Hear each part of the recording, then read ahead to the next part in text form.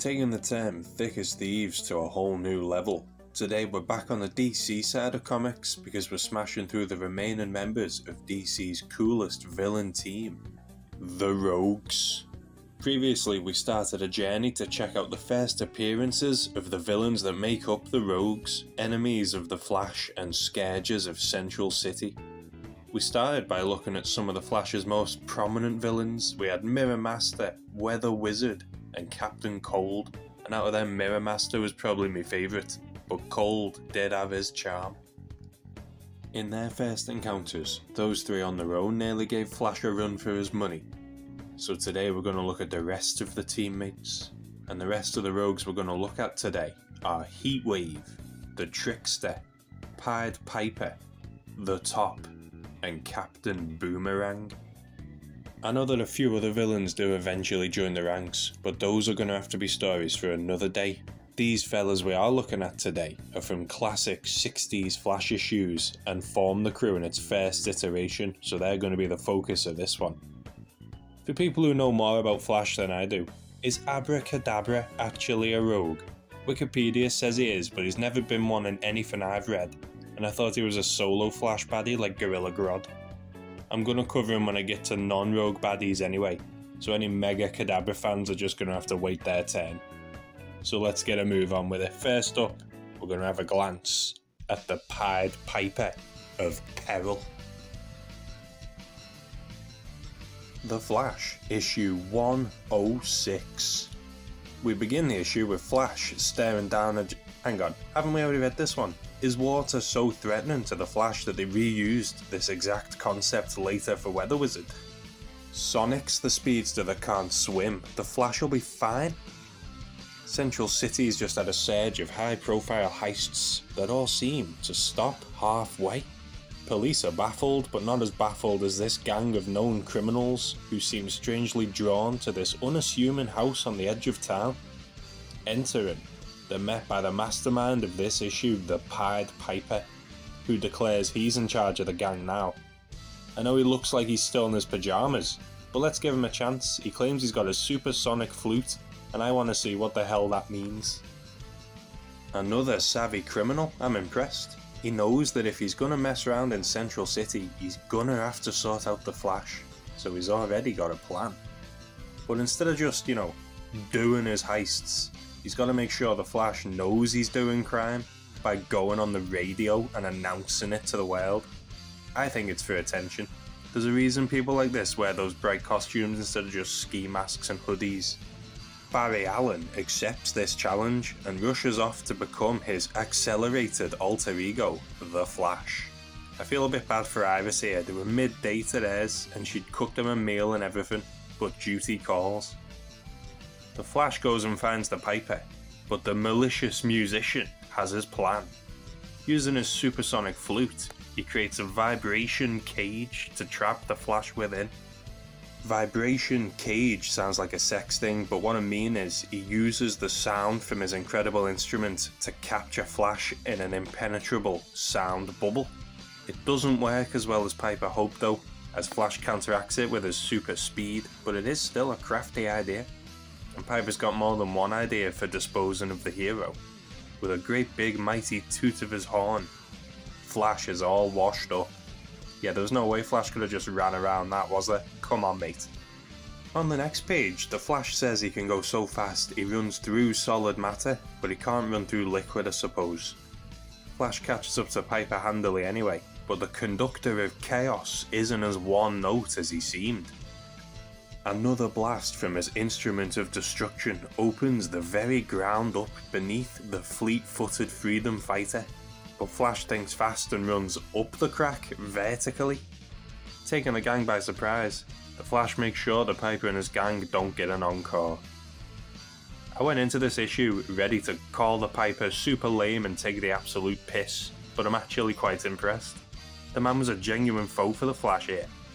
He even made Flash look like a mug by not only trapping him in the vibro cage, which was a creative counter to super speed, but he did actually hit him with the wave. I suppose I shouldn't have judged the book by its cover. This guy was cool, but I do have one question. Where did he get the flute? The Flash issue 113, Danger, in the air. An aeroplane is plundered while still in the sky. This pinstriped punk seems to run on the very air itself, defying gravity as casually as he defies the law. The Trickster, they call him. Flash has taken a page out of Pied Piper's songbook because he's publicly challenging the Trickster and feeling the rush from his successful sky heist. Trickster wants to play. Flash's after-image technique might work on the rank and file of Central City scum, but it'll do no good against a foe as crafty as Trickster. He foils Flash by, no word of lie, hitting him with sneezing powder. Bloomin' heck, he's going to make him sit on a whoopee cushion next.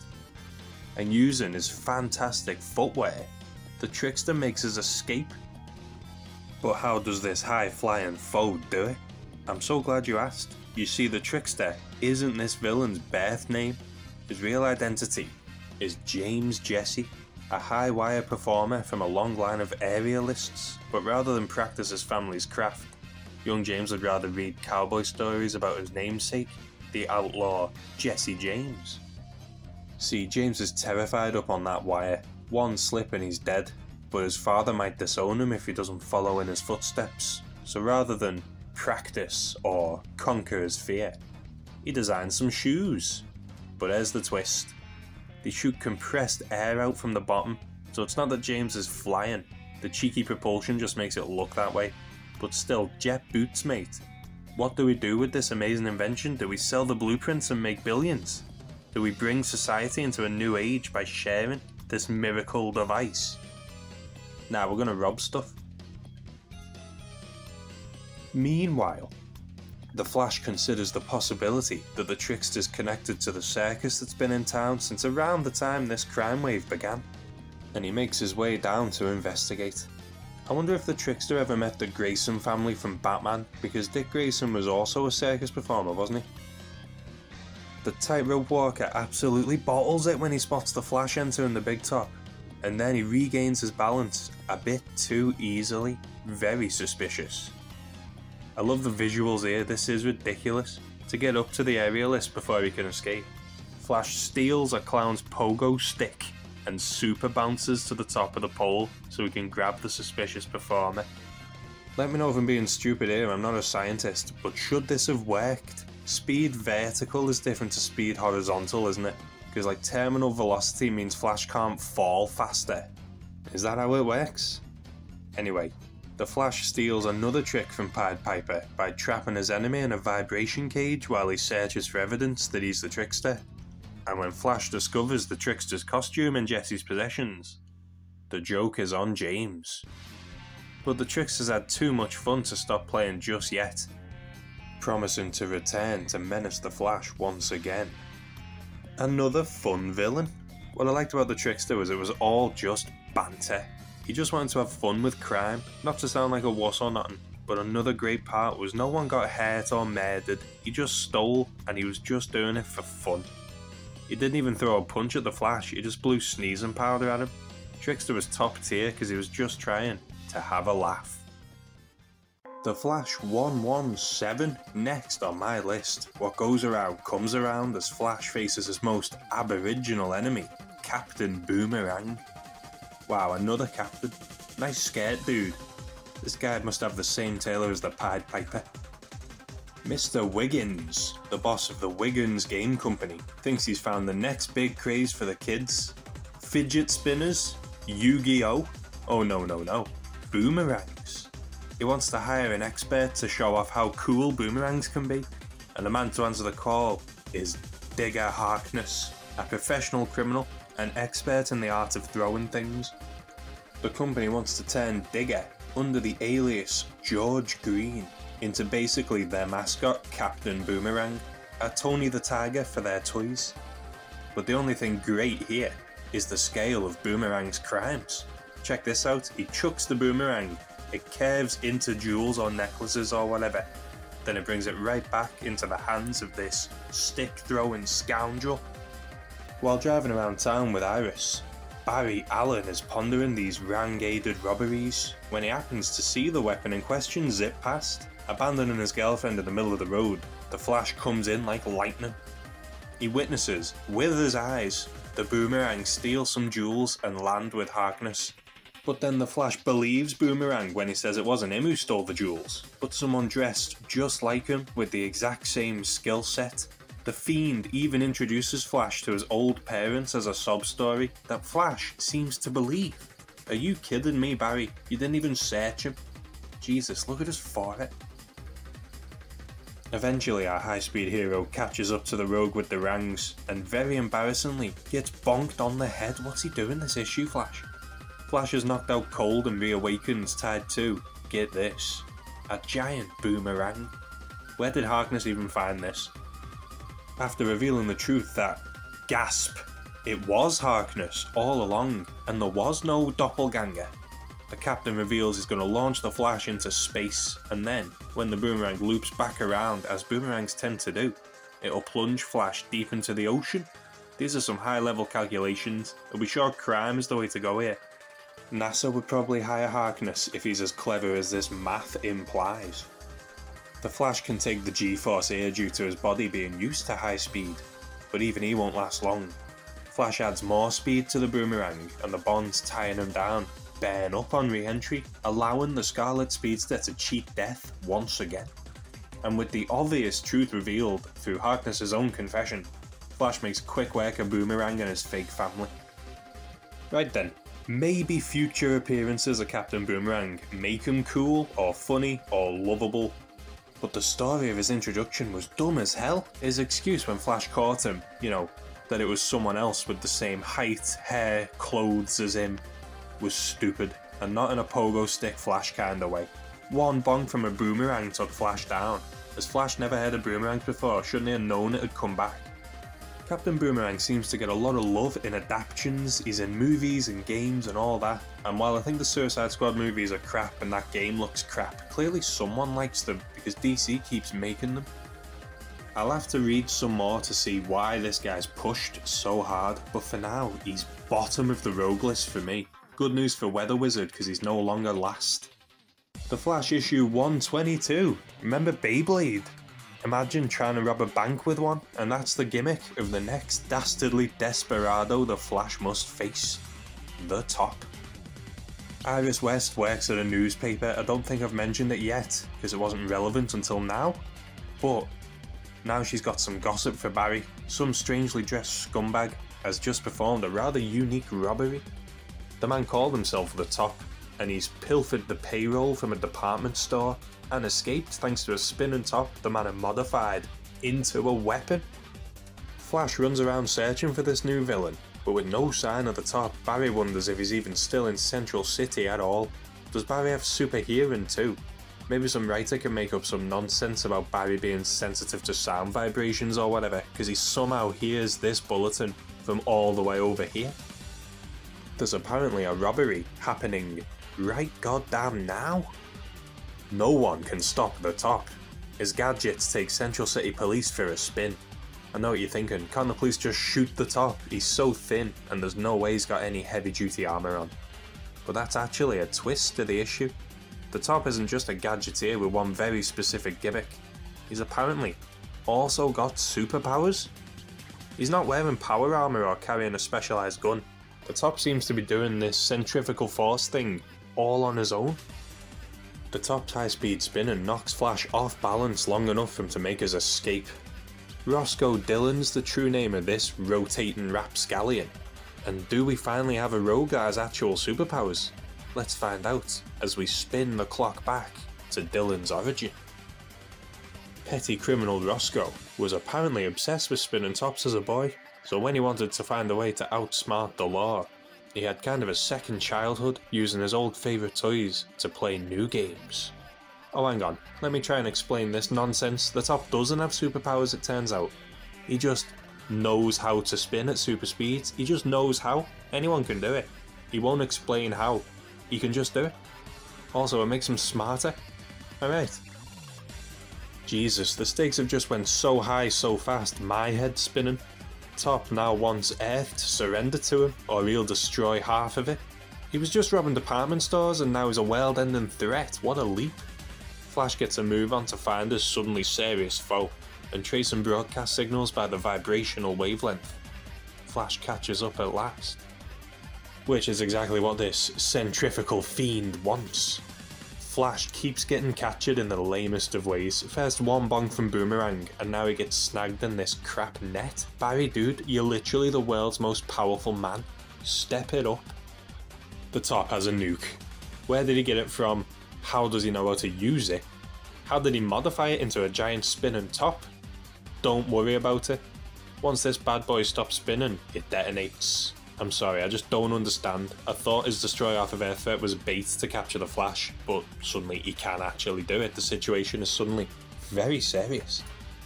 This is quite funny actually. Flash is trapped inside the grenade, spinning around at super high speed just waiting for his doom. But Flash isn't really one to wait around, is he? Vibrating free of the death trap, Flash begins sharing his speed with the atomic grenade, ensuring the doomsday device remains rotating. Flash sends the bomb flying, launching it into space so fast it'll never return to Earth. I like to think the bomb landed on Krypton, and that's what destroyed Superman's home planet. Flash faces the top once again, and this time, Roscoe Dillon is on the bottom. Flash knocks Top upside down, and the Top speedy spinning digs him into more trouble than he can handle when he loses all the aces up his sleeve. I love this part where he strikes oil. It's just dumb, but it's fun. Another rogue down, and Flash isn't doing too bad here. So the Top, what can we say about the Top? He was very dumb, and the story went well off the rails. At no point in the first half was it made clear Dillon was capable of such terrorism. He was a goofy bank robber that used his favourite toy to baffle his foes, and then he was suddenly willing to destroy half the world with an atom bomb. The character of the Top was fine, he was fun, and he could be an interesting enemy. The problem was the story suddenly jumping so far away from what it began as. Just a regular crime spree would have been well better than the Armageddon grenade crap. And I did like him at the story start, so I'm willing to give Top another chance. Next up we've got issue 140. Just for consistency, in the interim between issues, Flash has had another battle against that reflective renegade Mirror Master, and a rematch with that Santa Claus of crime, Captain Cold. Cold's issue had him fall in love with Iris, even though all she's really done while on screen is complain about her boyfriend. I don't know, maybe Cold's a sub? Haha, Sub-Zero, banter. Anyway, I'm telling you this because it's important for our next tale, where the Flash again must face his Arctic adversary, but this time, Cold hasn't come alone. The issue begins with Iris shouting at Barry because he was staring at a pretty woman on the telly. See what I mean? All she does is moan. Barry's excuse was that he was looking for a special birthmark on the woman, as a law firm has recruited the Flash to help find a little girl that went missing years ago. The girl is set to inherit a fortune, but first she must be found, with the only clue being a diamond-shaped mark on her neck. Can you just summon superheroes for non-urgent stuff like this? If I need help cleaning the garage and Green Lantern flies by, can I just shout him down to give us a hand? This is not the kind of thing the Justice League was formed for, mate. Oh, they only have a single day left to find her. That makes a little bit more sense, but still, what if someone got robbed and shot and died because Flash was too busy playing Where's Wally with this girl? Maybe if Barry hadn't been preoccupied staring at women's necks, he would have heard a little bit earlier about Leonard Snart, Captain Cold, escaping prison. Flash begins a long night of searching for the Captain, but unless he checks Dream Girl's DMs, he's not going to find him. I suppose Cold's obsession with Dream Girl makes some sense. He's been in prison for months, and even if it's just on the telly, she's likely the only girl he's seen in all that time that isn't related to him. We've all had those celebrity crushes. Oh, hang on a sec, Snart says here he wants to pull Dream Girl because an article said she fancied the Flash. Mate, he wants to join the ranks of Norman Osborn and Deathstroke and steal the hero's girl. I love Captain Cold, he's such a dick. But he's a dick with balls. Cold plans to make the biggest splash possible for his return to crime. A deposed foreign leader's arriving in Central City with tons of cash that Cold intends to steal. Knowing that there'll be a hefty police presence, he just doesn't care. But the Captain's cool guy persona melts when Flash foils the heist. It looks like Flash has this case wrapped up, until a sudden burst of heat hits the hero, saving Cold. And here he is, ladies and gentlemen, the flame-throwing, too hot to handle, Sultan of Scorching, Heatwave. Captain Cold seems to have a partner in crime this time. The Flash is actually taken down by this temperature-tampering team-up, and the two become fast friends when they return to Cold's hideout. Heatwave was a fire eater, Jesus really. Was it the same circus as the Trickster? DC in general's got so many origins tied to circuses, my god. Anyway, Cold and Heatwave are mates until they realise they both fancy the same girl. Dream Girl. No bros before hoes here, they go straight to scrapping, but the weapons are useless on one another, so instead they decide to settle this by who can commit the best crime. So whoever wins, Central City loses. But fortunately for Central City, the Flash is back in action. The boys' crime contest is loud and bright, so Barry's got no problem tracking these criminals down. But finding them was the easy part. Now he has to tackle two criminal geniuses with super weapons at the same time. The two call off the rivalry briefly to finally finish the Scarlet Speedster. But Barry's power set is just atrociously overpowered, mate. He uses the heat to warm the cold and the cold to warm the heat, so the weapons are useless when they're used simultaneously. The Flash scoops the air out from between them. How is this man allowed to exist, pulling powers out his ass like that? How is anyone a threat to the Flash? This is an outrage. Cold and Heatwave end the day back in prison. And all is right in Central City. Oh yeah, the missing girl thing. Obviously, it was Dream Girl. She had the birthmark removed so she could wear the hair up on TV, but it was her. But do we really care? We were here for Heatwave. I loved it. Heatwave was competent and crafty. He took a shot at the Flash every time. The fire eater thing is ridiculous, but it's fun. He and Cold becoming enemies just because they fancy the same woman was too real. But before that, he was a genuine mate to Cold. I like the relationship later on, when they're more like brothers, and of course, the hot and cold parallels are perfect. They match each other in some ways and are very different in others, but Heatwave and Cold make a great team. Each has what the other lacks, so together you get the full package. But this look into the life of the fastest man alive wouldn't be complete unless we witnessed the first real team up of these fantastic foes. And so to finish off, we're going to jump into the Flash issue 155, featuring the first true appearance of the Rogues as a united force. The gang's all here, and so apparently is a mystery 7th villain pulling the strings. What a time for the Flash's speed to be on the fritzy. It's actually a super common occurrence. The same thing happened to Spider-Man in his first annual. Sam Scudder, the Mirror Master, the coolest one, escapes prison, and even he's not so sure how. He visits a villain tailor for a new uniform, but he finds he's not the only customer. The queue consists of Cold, Boomerang, Piper, Heatwave, and the Top. Cold and Heatwave aren't shooting each other, so let's assume they made up off screen. The boys were also mysteriously liberated from the cells by randomly swapping places with Central City citizens. It was Mirror Master's idea to form the Rogues. I'd have never guessed that. I'd have given Cold that glory if I hadn't witnessed it myself. It's Scudder who suggests they go fetch their spare weapons and team up to put the Flash in an early grave, which the rest of the criminals like the sound of. For a gang of criminals, they're all so nice to each other. They're genuinely excited to team up and make friends, and I wish my co-workers were like this. The trap is set at a new department store, and of course our hero the Flash races to the scene, expecting Captain Cold, but the Man of Lightning is in for a shock. The combined power of the Rogues puts Flash on the back foot. Flash dodged Top's trap, so Mirror Master has a go. His tricks to the light bamboozle Barry, and just as it looks like Flash is going to make a comeback, another villain steps in to mess with him again.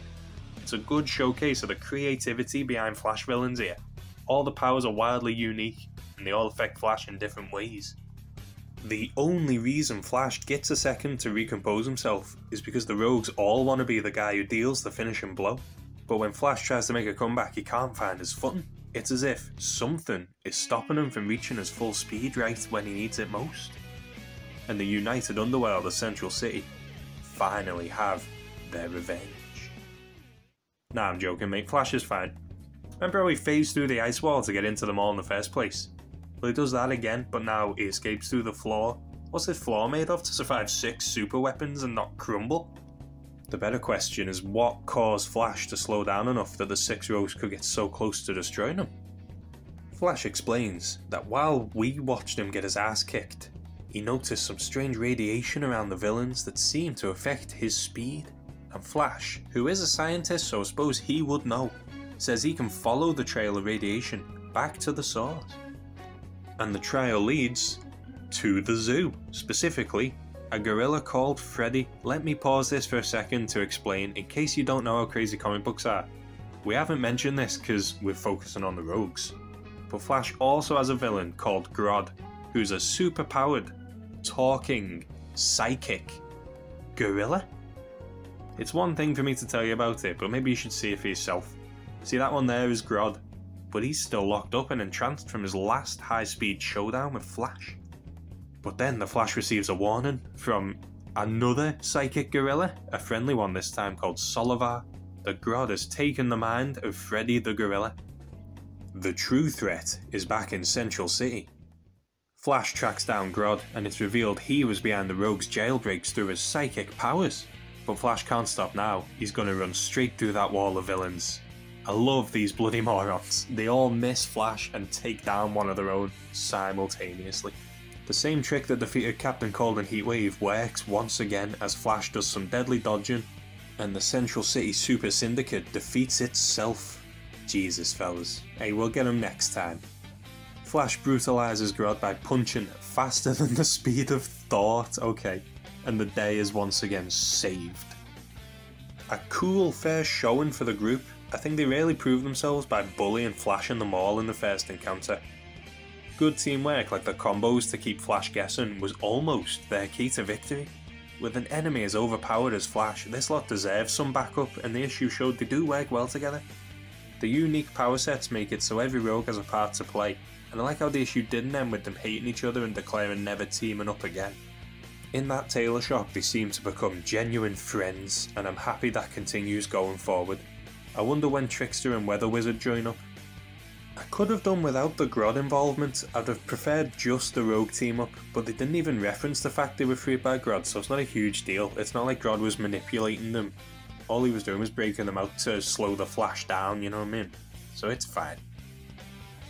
So that's the classic foes of the Flash, and most of the well-known ones, but we're not nearly done yet. We've got loads more villains to check out soon, including a more thorough look at Gorilla Grodd, the Golden Glider, Gerda, and one that doesn't start with the letter G, Reverse Flash. What other hero have rogues I should take a good look at? I can count on one hand the number of Superman villains I'm familiar with, while I've read a crap ton of Spidey and Daredevil. Maybe lower tier spider rogues like Hammerhead or Lightmaster. What do you reckon?